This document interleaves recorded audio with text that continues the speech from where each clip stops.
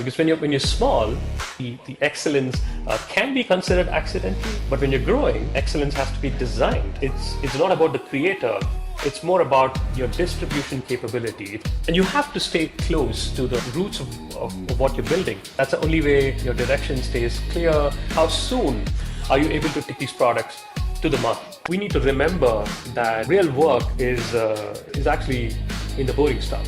I don't think there's a sweet spot at all. Welcome to The Business Game, the show that breaks business down into real levels, from $0 to $200 billion, so founders can see exactly where they are and what comes next. Today's guest is playing at level 5, the organiser stage. At this level, you're no longer managing individuals, you're building an organisation. The challenges? Hiring true executives, strengthening governance, and coordinating multiple teams at scale. The goal? Build an executive-led company that grows without relying on you. Let's dive in with Yega Kumarappan. So first of all, Yega, software as a service, or SaaS as it's known, it can be a little bit confusing for people who aren't really in the know. So could you tell our listeners exactly what SaaS is and what Paperflite does?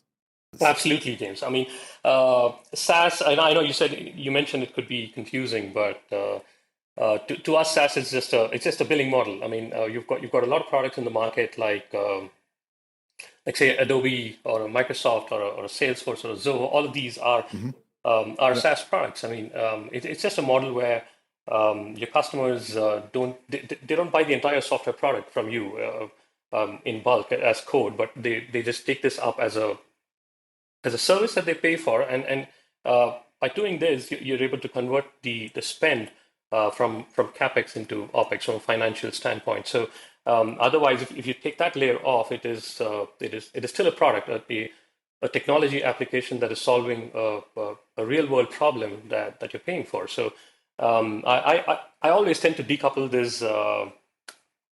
this whole financial model that is layered on top of the application in itself. So SaaS is basically a recurring billing model. Now the other question you had was what do we do at Paperflite? Paperflite right now is a suite of agentic products that help sales reps close deals faster. And what I mean by that is we have a bunch of agentic products that actually help and guide the sales reps through the process of, right from when a prospect is identified. Let's say we start with prospect intelligence, which is helping them with every information about who you're going to have a conversation with, which organization, what's the background about the stakeholders in the conversation as a prospect in itself, and that's prospect intelligence. And then we get into content intelligence, into the life cycle, where we help the reps with information about the kind of products. It's kind of a little bit of a matchmaking process, if you will, between the products and the sales rep and the buyer in itself, helping them understand what could this buyer really be interested in, what kind of conversations would you want to have. It helps them have a very effective back and forth conversation in the sales process, and it's very, very critical because that's the first stage. That's your first impact that you create with the buyer in itself. And then we get into conversation intelligence, which is we start tracking every single conversation, every single email, every single a video call or even in-person conversations in some cases, and we're able to offer intelligence around how did this conversation go, what went well, what did not go okay. What should we address? Like, do you think there's something that that we should train the sales rep on in terms of product knowledge, or is it some kind of soft skill, which is like, would you want to train the sales rep on objection handling or on price negotiation? So any of that. So we're able to assess the conversation in itself. So we're connected with the email platforms, the online, the video calling platforms, and all of that.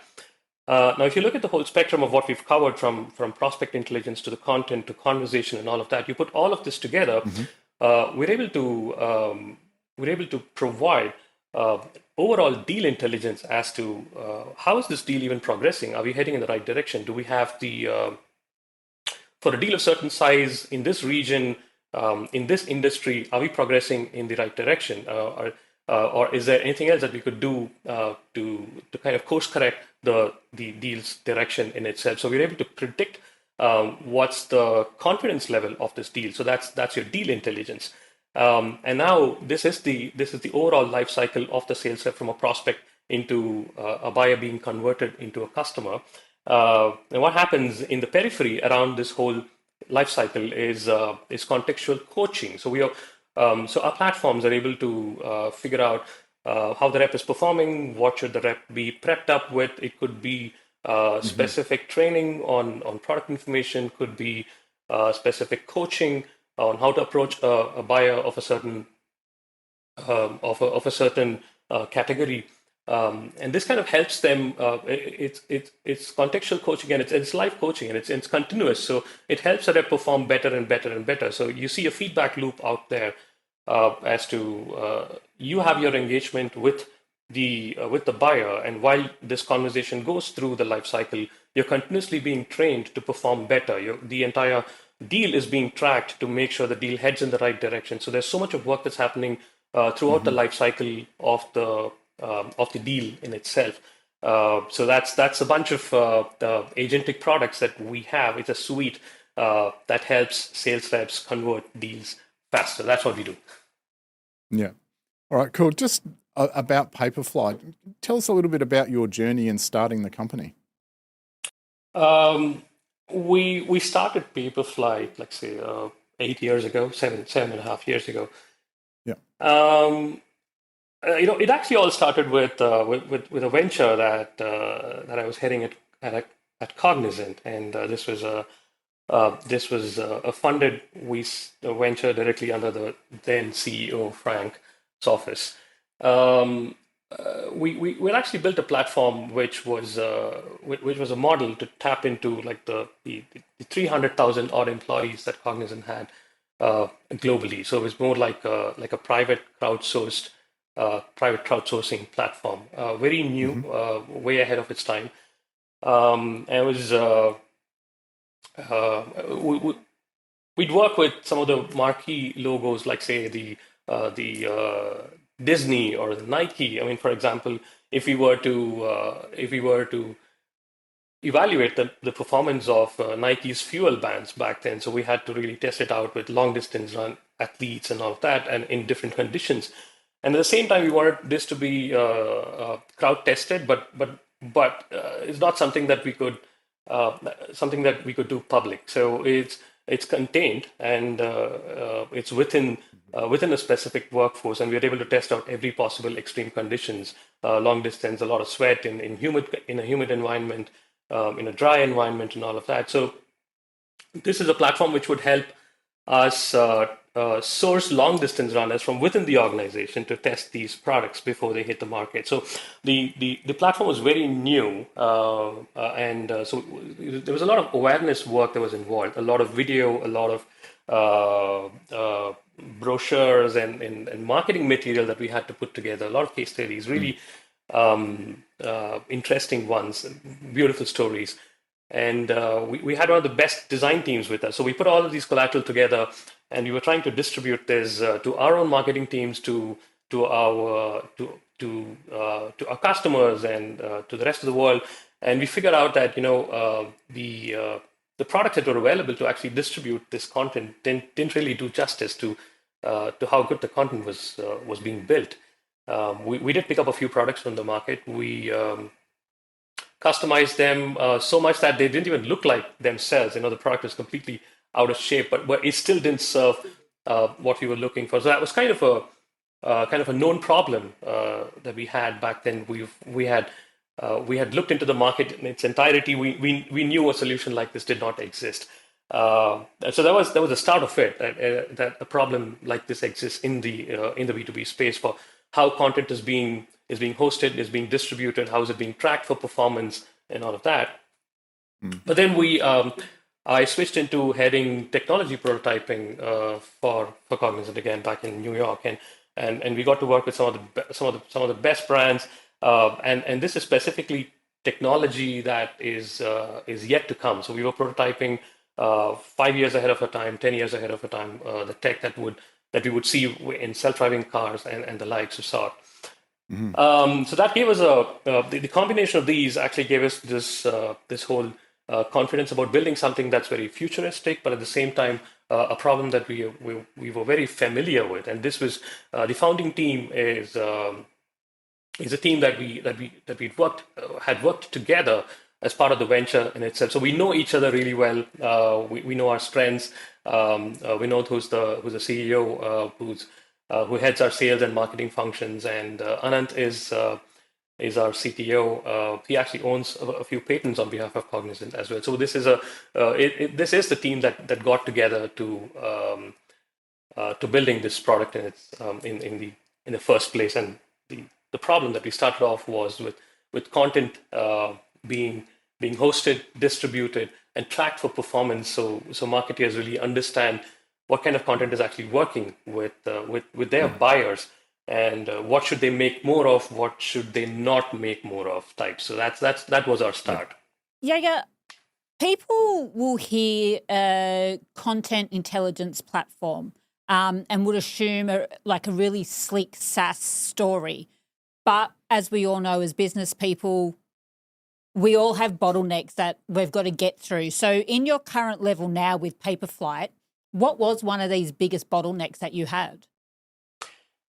Slick SaaS story. Okay, I don't know if I have a slick SaaS story, but we have a SaaSy application though that I can tell you, because when we started Paperflite, our inspiration was actually Netflix. Netflix was kind of new at that time, and everybody was because we were kind of transitioning from a hard disk full of movies, or maybe a folder somewhere online which has got like a bunch of TV shows and movies that we would share types. The whole interface of Netflix was kind of was heating up back then, and our application was called out as really SaaSy because we would our interface was really close to Netflix in terms of how we had streams of content, and it had all these sections about stuff that you frequently use, the content that you usually distribute, the content that gets the maximum traction, and all of this was customized for every sales rep. So you kind of when you log into the platform, you'd really see a Netflix-like interface with content that you frequently use, or the content that really works well for you of sorts. So that's the that I think that was a SaaSy start. And then I know you mentioned bottlenecks. Oh, let's go. There's an and then. Yeah. What's coming next, right? And what's then, the and then? Yeah. So the bottleneck part of it was actually if it was even possible to keep delivering that same level of obsessive finesse that we had at scale. So that was a bottleneck, because we went heavy on design. We were design first. We were experience first, because all tech was actually transitioning from pure tech into there was so much of value for the experience in itself, both from B2C standpoint, and B2B was slowly transitioning into that space. So there's so much of finesse that went into designing every click, every transition. And the bottleneck, or rather I would say the challenge was is it even possible to keep up that level of finesse? Because when you're small, the excellence can be considered accidental on one side, and also it could be because you have better control, because it's a smaller team. You can you can figure out what's working, what's not, fix them up, and you could still deliver. But when you're growing, excellence has to be designed. So that it is a challenge, and things have to work very different from how it used to be. So the challenge was really bringing people together who cared about like fine work the same way we did. So it's not like you just ship it, but you ship it like you're really proud about it. So that I think was the challenge that we had to get through. Yeah. So on those sort of pain points, can we just dive into that a little bit more, Yega? So what was the moment you realized that growth, it really wasn't being limited by the product or the tech anymore, but by how the company itself was operating? Uh, I mean, tech is especially right now. Tech is never the limiting factor. Tech is not a limiting factor at this point in time. There's actually this really beautiful essay was written by Dario Amodei, who's actually the founder of Claude himself, really popular at this point in time. The essay is called Machines of Loving Grace. And he talks about how, at this point in time, for how tech has actually evolved right now, the limiting factor is actually going to be everything around tech. I mean, tech is fast. Tech is you can deliver anything. I mean, what used to be, rather, we're actually at a point where what humankind would actually see in the next 50 to 100 years, we are actually compressing all of that into the next 5 to 10 years. We're going to see all of that change happening. In which case, tech is not going to be the limiting factor. Everything around it, which includes, like, say, the distribution of tech, the application of tech, or in industries where the tech is actually being applied, the ability for them to move as fast as the tech in itself. That is going to be the limiting factor. I mean, that's a broader brush, James. But if you look at Paperflite in itself, limiting factor, I think at some point we will have to switch from a general solution like everything for everybody into something very specific to industry. So verticalization, and how do we identify these verticals? How do we identify these specific industries and build for these industries? And how many of these industries can we go really deep into? That, I think, is the limiting factor, because tech is available. The general problem solution is actually available, but it's a depth that is lacking, and that's exactly what we're working on into specific industries. Go deeper into what's their sales process, what kind of products, because regulations are very different in the finance industry versus the healthcare versus life sciences. The processes are different, the workflows are different. How you sell is very different. So our limiting factor at this point, I think, is how quickly can we understand every single vertical, and how do we figure out where do we start and where do we go deeper into. So I think systems adjusting as you scale is a critical piece of the puzzle for most businesses, and I think all businesses would agree that the scale puzzle, it's a beast to organise, right? What is something at the moment with the level that you're currently in that you're looking at going, okay, this is breaking or could break, and how will you get over that?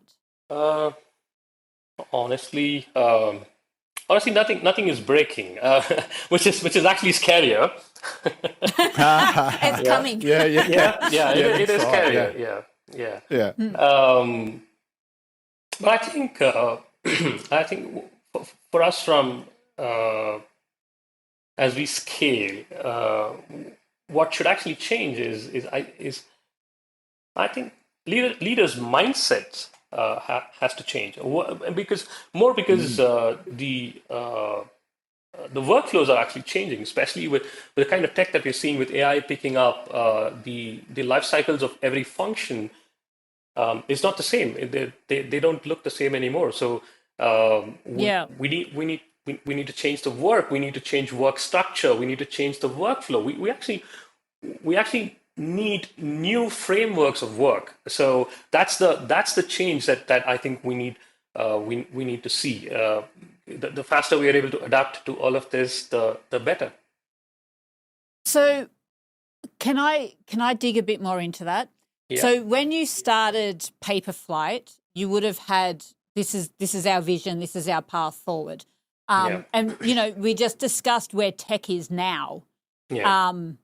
What worked then isn't going to work going forward. What's one of those things now that we can, with the introduction of AI and it being so heavily used. Yeah. How are you having to pivot from that original thought process and your path for Paperflite to where you think it's going to go to now? Yeah, with so much of change in tech, the so there was this whole transition uh, from products being built into what was called the creator economy, and we were talking about like the single founder billionaires and all of that coming up. All because tech is actually making things easier. So I can actually build any product that's already in the market in a day or two types. That's all it takes with with the amount of AI support that we have right now. But then what we're seeing, that was the excitement about the fact that creators can build all these applications, build solutions, and uh, and and you're going to be successful. But what has actually changed immediately after, really quick, is the fact that the same technology, the support, the capability that I'm talking about is available to everybody. So if everyone is capable of building these products and solutions that you're talking about in days time, so what makes that difference? What we see here is that switch from what you called a creator's economy like a few months ago, and now we're talking about it's not about the creator. It's more about your distribution capability. It's what's called AI. It's what's called the diffusion capability. How soon are you able to take these products to the market? Because anything that you build already had a really short shelf life. But that shelf life that you're talking about is becoming smaller and smaller and smaller. So what you build, the sooner you're able to hit the market, the sooner you're able to flood the market, or the maximum number of hands that you're able to take this tech into decides how successful or how big you can be. Because otherwise, you're going to be perennially building something or the other. You're never going to see the light at the end of the tunnel. The only way is how distribution is changing. So to your question,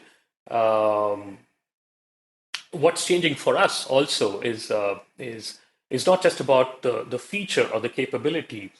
We look at the two sides. I know we talked about verticalization on one end because the AI is a generalist, and AI can give you a generic opinion, and that's available to everybody in the market at this point in time. So for us, the two sides are how deep can we solve this problem. So it goes back to our understanding. There's a lot of user research or industry research that we're working on at this point in time. That's the depth of what we do. And our focus is in terms of expanding our distribution channels, because we know the problem exists, the solution works. We just need to get we would possibly get a little more deeper than what we are.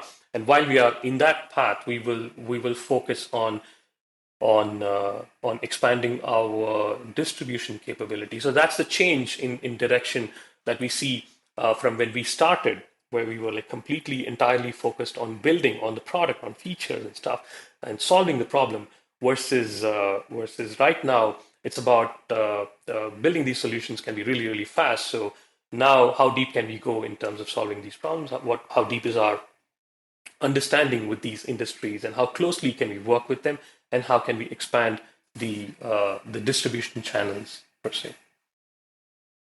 Right. I want to put you on the spot a little bit here, Yega, because a lot of what in this, like you have not already. a little warning, warning there. Like, because one of the really important points or parts of learning from this show is that when founders talk through problems, and as we see it all the time, founders are talking or always working through their next problem. It's kind of a business thing, right? So putting you on the spot, what problem are you working through right now at Paperflite as it scales, and maybe on a macro level and a day-to-day level? I think macro level, it is it's actually the change with AI. It's absolutely fundamental. Yeah. It's about how are we preparing ourselves for the longer journey. How Yes. equipped are you with respect to familiarity with this tech, the direction in which this tech is heading towards? Hmm. I'd still say that's the macro level problem that we're Yeah. working on. And that kind of leads into the day-to-day work as well, which is what I was talking about. Changes in workflows. Like for example, um, if you take a product manager today, does user research. There's these product requirement documentation that they work on, and then there is acceptance criteria that they work on, and then there is some level of wireframes design, and then is when it lands into the engineering team to build anything.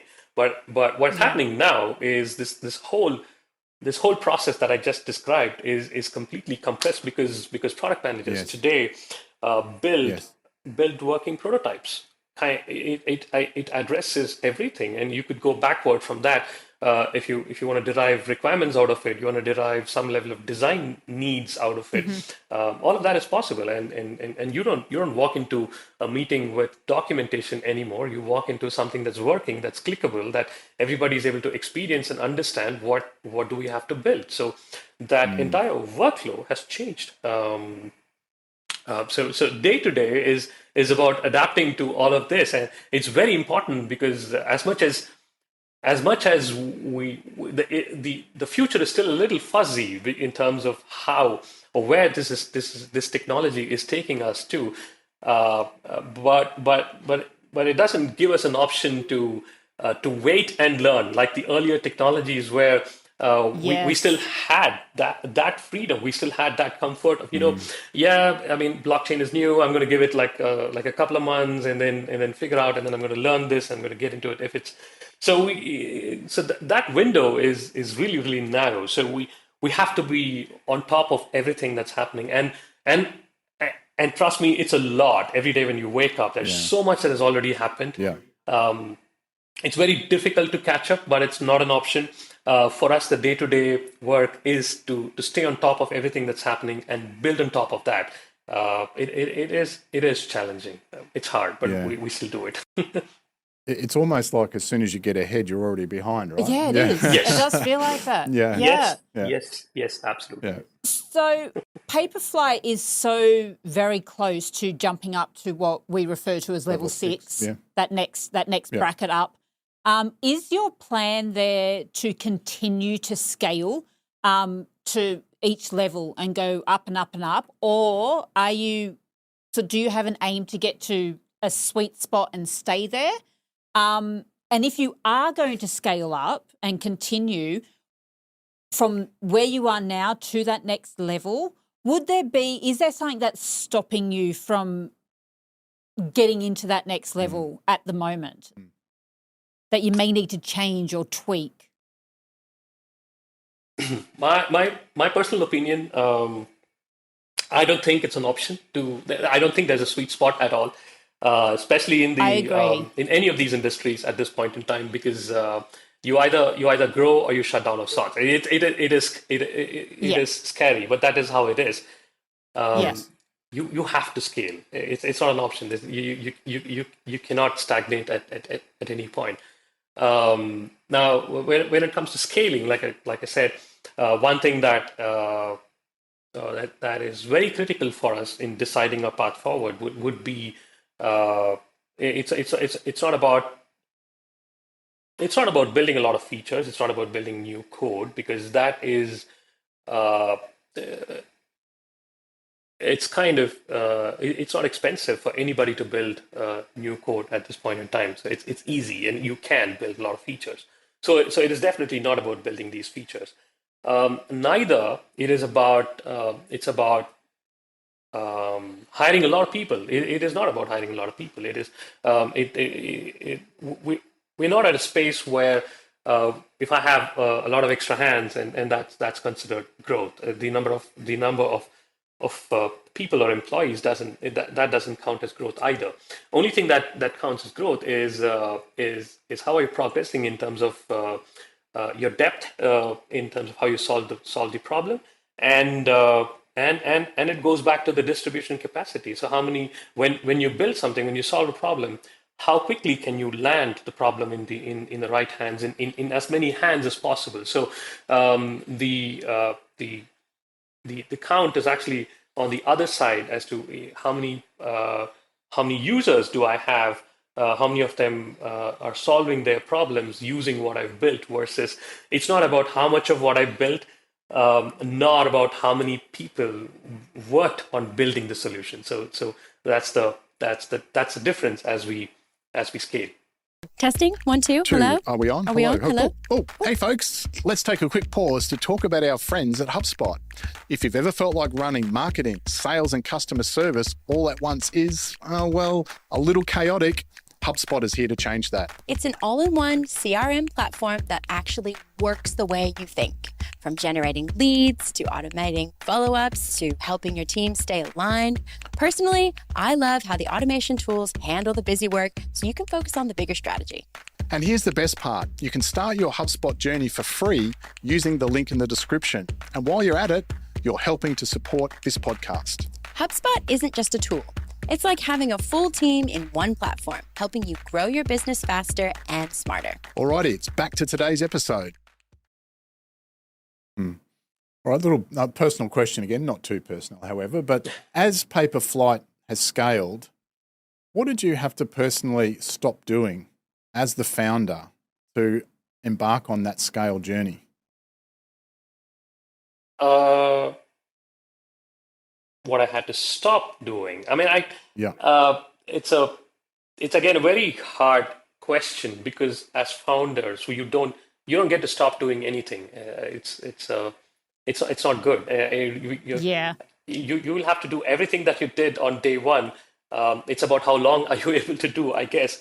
But from a scale standpoint, it is very important that we empower the teams that work with us to take over some of those larger initiatives, and giving them that freedom within a larger boundary is something that we had to start doing, and yes, what we had to stop was try and not be involved in every pixel, every fine detail of sorts. It is hard to stop, but that's again not an option. We have to stop, and we have to start having the teams deliver. We have to start having these functions work on models that they are familiar with, they're confident about. I think that's very important for us to scale properly.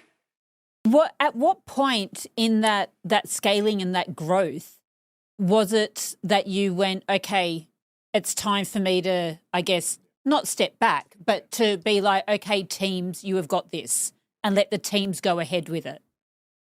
Or have you still got, no, you can't still have the reins on everything. You're too big. Yeah. Yeah, we actually tried stepping back completely once.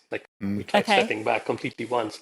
It lasted, but not very long. What happened? Yeah, I mean, you don't have to go into the deep and dark side of it, but what was the pivotal moment where you were like, okay, I need to go back in? We tried, but I think like I said, I mean,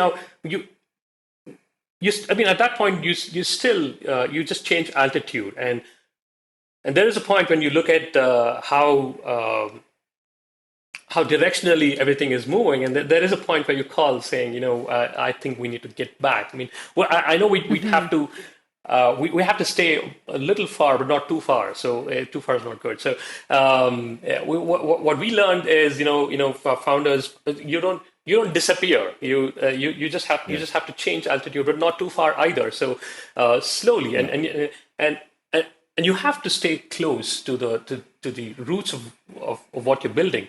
That's the only way your direction stays clear. and you're able to apply the guardrails for for the teams to function. I mean, they don't magically scale themselves. They scale they'll Yes. have to scale with context, and I think that's a constant founder's job to make sure Yeah. the context is always set as we scale. That's our learning. Yeah. Yeah. And I was going to ask you, have you got that right, or is that a continual rebalancing and Yeah. recalibration kind of thing? It is continuous. It is continuous, Yeah. the reason is that at different stages of scale, it might be the same problem, but the solutions are slightly different. What you need to focus on also keeps changing as you scale.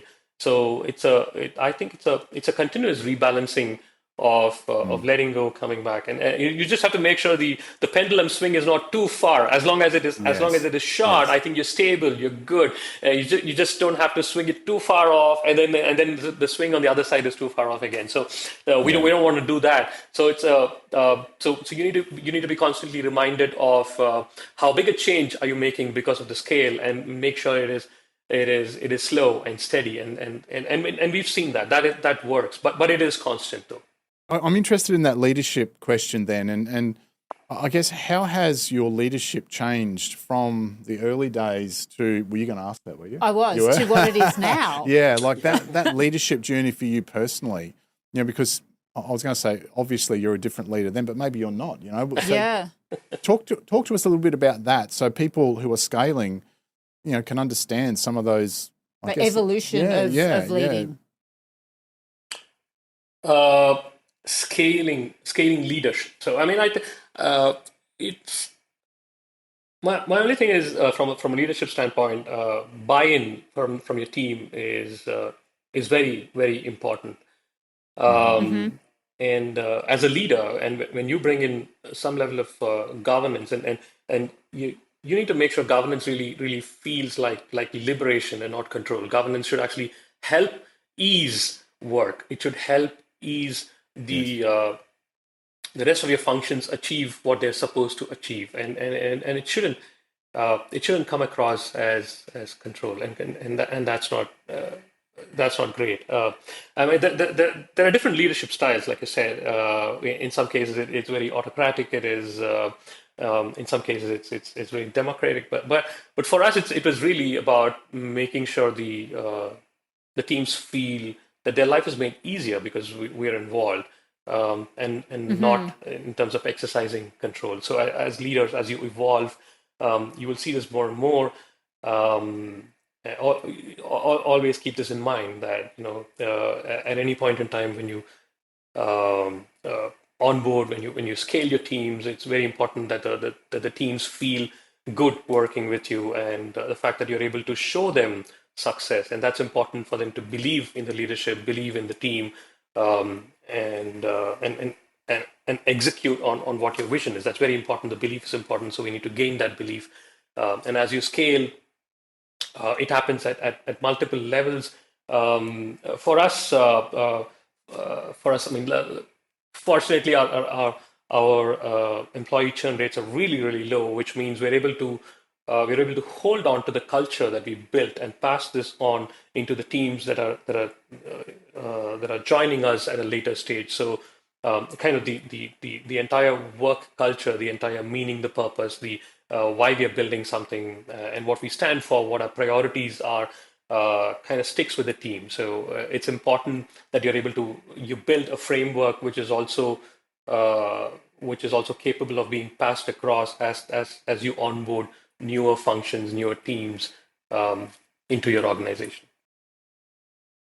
I've got a bit of an emotional question for you, and I feel like a lot of founders, right from the startup, right through to wherever, would go through this sort of emotional feeling. But once you've got your team, so you're currently in level 5, and you've got your team of people that are looking at you, how do you deal with the knowledge that other people are relying on your decisions for their income and their stability within their work? Yeah. Yeah, the pressure of that, right? Yeah. Yeah, I mean, it kind of can you put I guess like blinkers on and be like, okay, this is a business and we've got to make the good, the bad, and the in-between decisions as business owners, or how do you deal with that? How do you deal with the good and the bad and those decisions and having to go to your staff? I think it's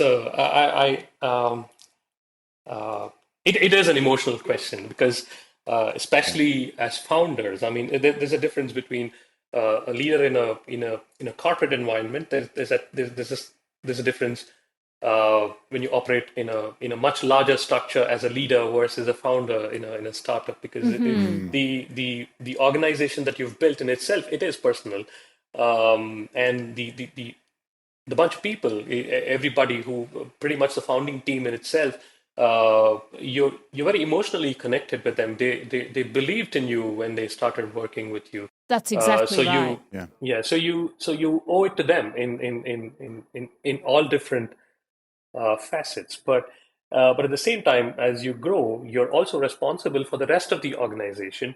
I think it's that the balance is really, really important, and how you treat your founding team, irrespective of everybody goes through ups and downs. Like you said, there are phases where somebody performs at their best, they're at their peak, and then you might be going through a hard time, and you might not be performing as much, and there are phases. So you need to make sure you give them that level of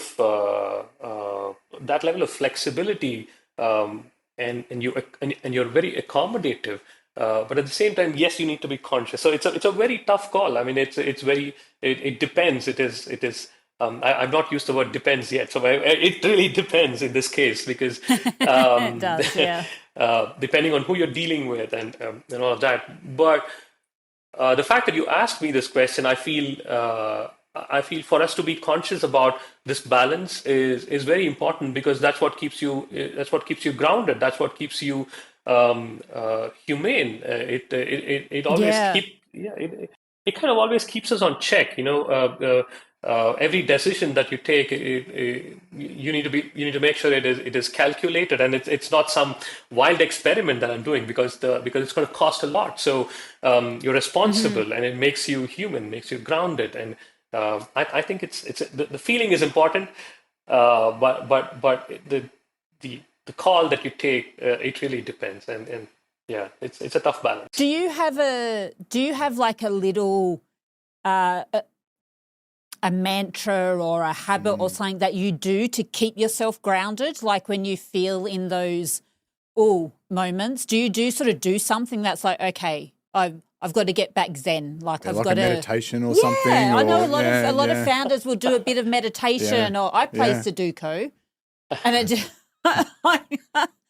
what do you do? I actually meditate every day, so that's a different part of. Oh, you do? Yeah, I do. I mean, that's a practice. Just your day-to-day life. I don't think I would have survived so far otherwise. So I don't know if I were to draw a parallel with your question versus meditation in itself. Does that mean we go through this situation that you described a whole lot more? I don't know, but yeah, I mean, it's not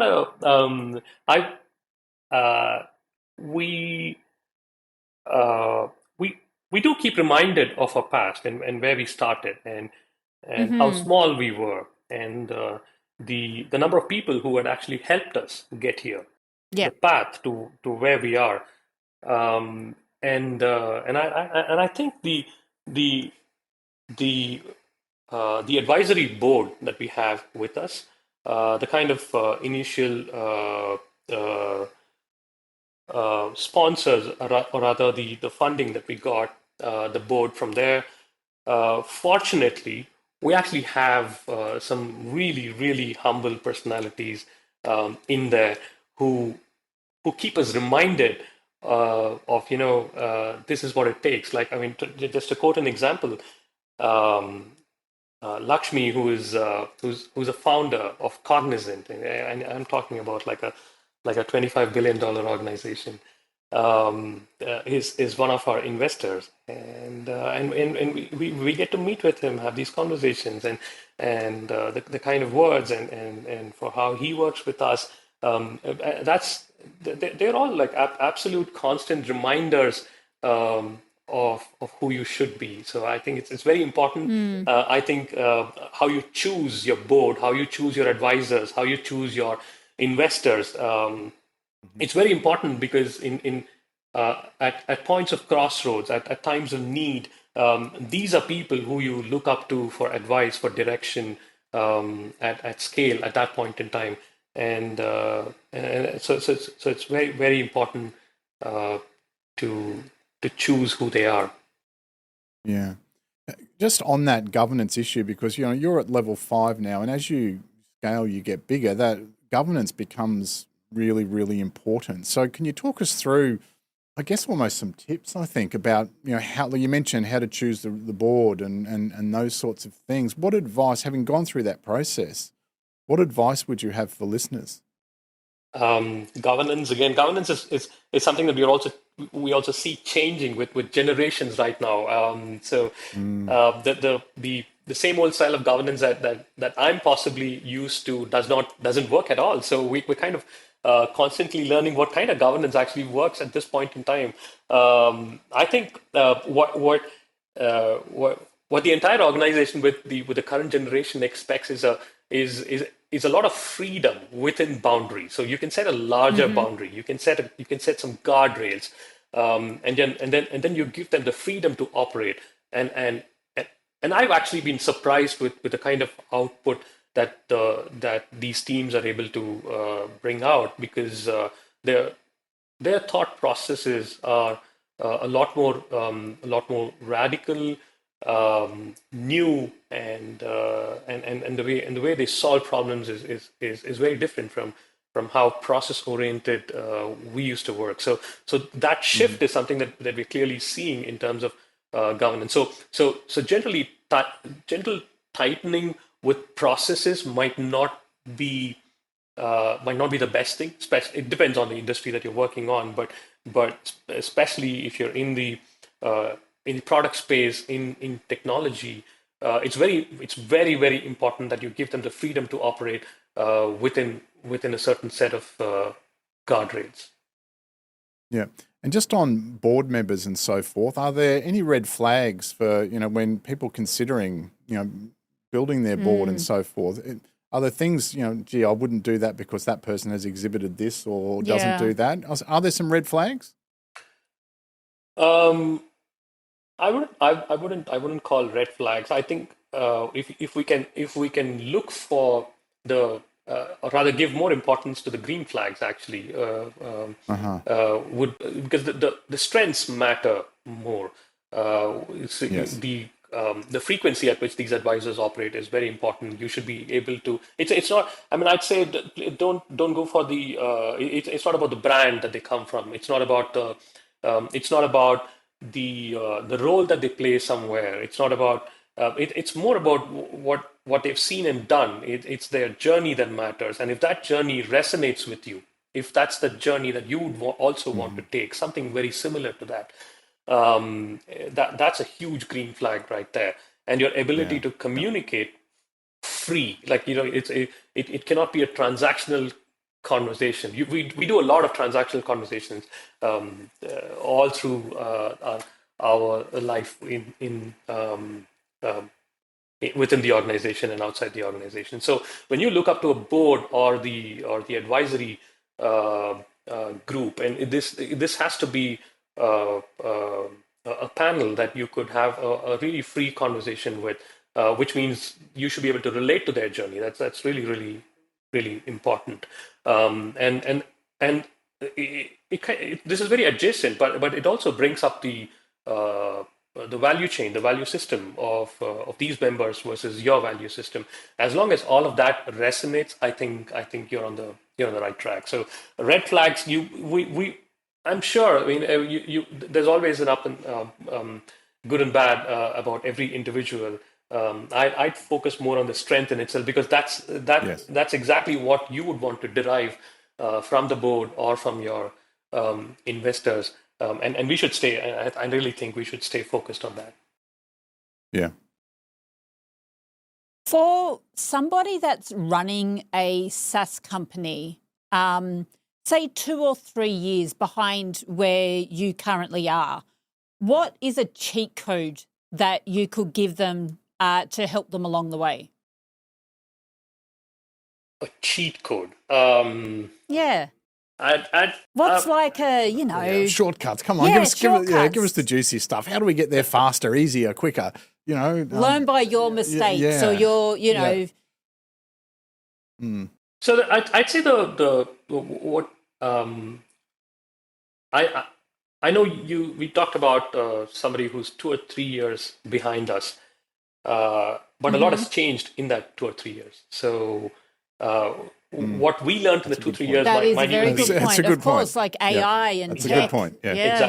Exactly. Because when we were growing, I mean, it was all about how different is your product, how strong is your product, because product had a much more decent shelf life, and it was also about the first question I used to get asked was, how big is your team? How many locations do you operate out of? How big is your product? Versus I don't think for any of these organizations that are growing now, I'd say it's not about a larger team, but it's definitely about the quality of the team. So you focus on making sure you have a really concentrated team of high performers who are able to deliver, and this team is not is not because these are people who have accomplished, who have delivered something in their past. This should be a team which is hungry, which is aspirational. So that hunger, the fire in the belly, is very, very, very important, because you're expected to scale really fast with a smaller team. That is a model, and if that's the model, then the team that you're working with should be a high performing team, and it's very critical as to how do you find this group of people. So that to me, at this point in time, what you would really focus, if you're, say, 2-3 years behind us, is one part is how do you scale the team, how do you have a high performing team, and at the same time, how do you focus on the distribution channels? And how are you going to work with partners? How are you going to work with different channels of distribution? How creative can you get with how you're landing your product? I actually wanted to quote something. I mean, I don't know if you've read about this, but Meta apparently bought, like, say, a 3% stake in this company called Luxottica, and I don't know if how many of us know Luxottica, but Luxottica is the single largest distributor of eyewear across the globe.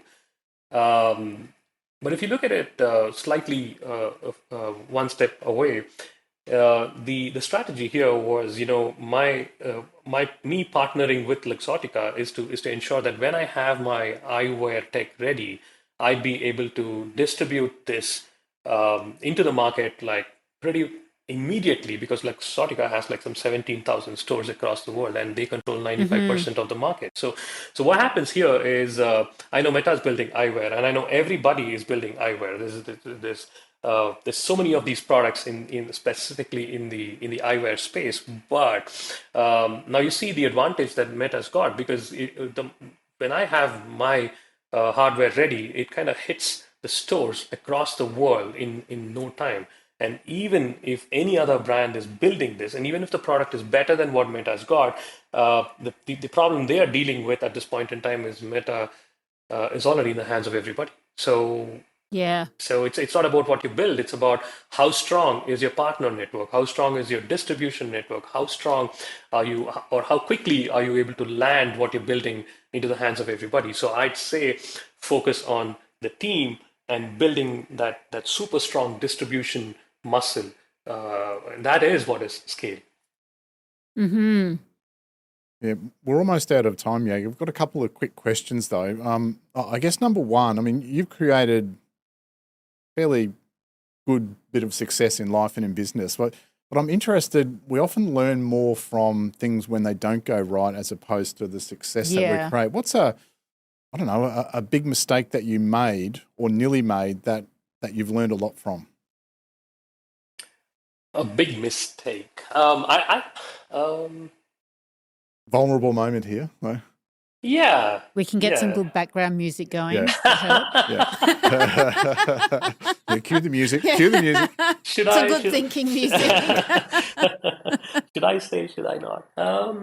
I think. Vulnerable share coming up. Yeah. I think it was. I know we talked a little bit about this before, but I really feel like some of those decisions, like at some point we felt like we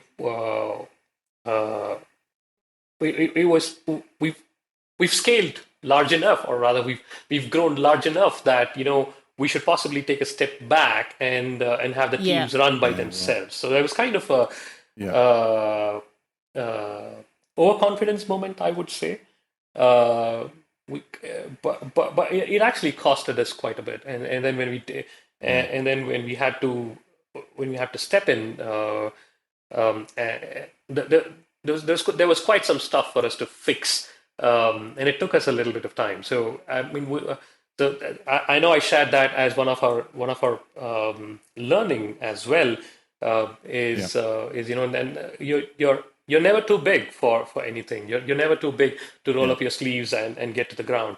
Even a brief moment of that feeling could actually cost you a lot. So it's a that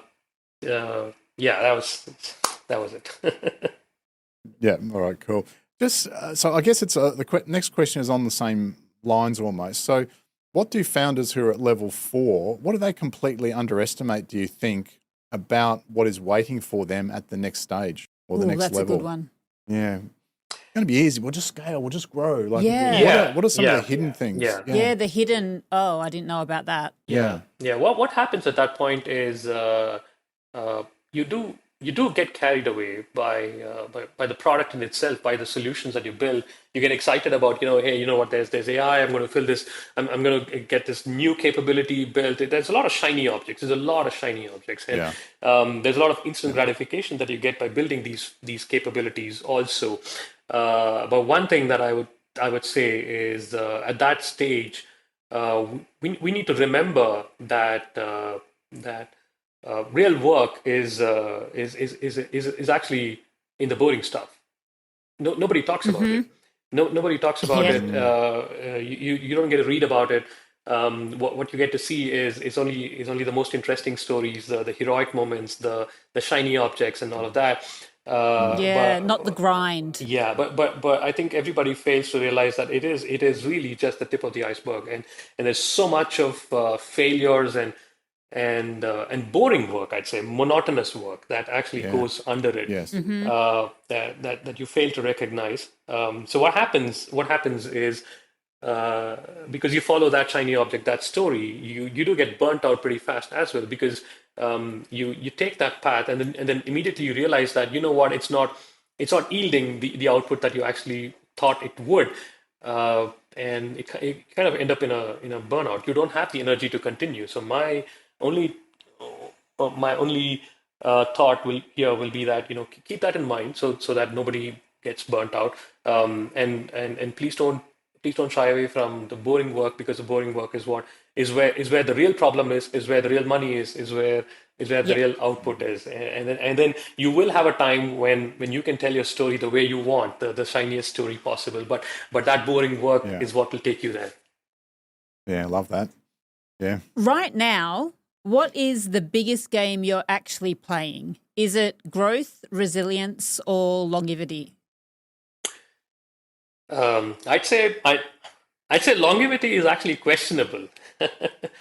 Longevity is really questionable because I know we touched upon this as well. When shelf life is really short, you can build a product similar to any product that you're working with, like in 5 minutes. It's possible, and and what we need to keep in mind is everyone can as well. It's a level playing field for everybody. So everybody can build in 5 minutes. But it's about how fast you grow. It's about how much muscle you have in terms of distributing. So resilience is important, and growth is critical. There's growth at this point in time. Growth is longevity. As long as you grow, you exist. So that's how I'd look at it. All right, time for rapid round. It is. Yeah. So I feel like we've been going pretty easy on you with these questions absolutely, yeah. up to this point. Now, we've got some real hard-hitting stuff coming your way. Yeah. Are you ready for this? Okay, I'll try. All right, Do you want a sweatband or anything? Yeah. No music this time, right? It's just straight into it. Yeah, let's go. Yeah, Yega, one of the things we like to do is to get to know the person behind the microphone a little bit. So we're going to fire 10 questions at you really quickly. You ready to go? Okay.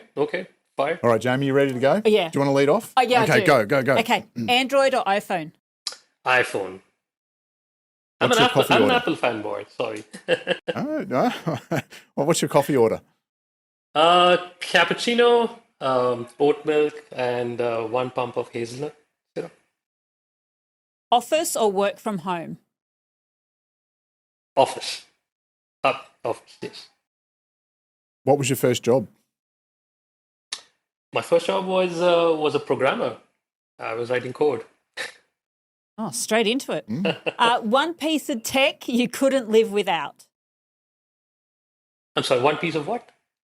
One piece of tech. One piece of tech. I mean, it's my phone, obviously. 100% always an answer. Yeah, it almost always is, right? Yeah. At this point, it does everything for me. Yeah. Are you an early riser or a night owl? Early riser now, yes. Your go-to productivity hack?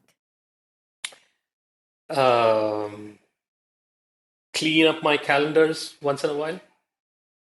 Mm-hmm. The best investment you've ever made? My time building Paperflite. Mm-hmm. What's your book or a podcast recommendation?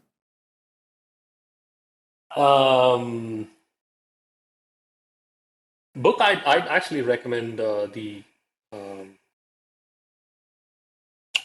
Sapiens, Yuval Noah Harari. It kind of takes you back, but it puts the foundation really strong.